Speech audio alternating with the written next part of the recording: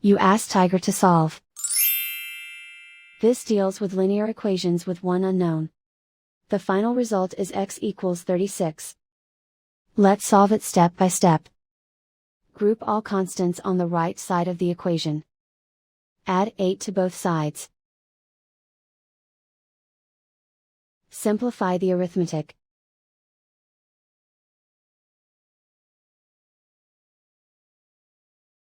Isolate the x. Multiply both sides by 3. Group like terms. Multiply the coefficients. Simplify the fraction. Simplify the arithmetic. And so the final result is x equals 36.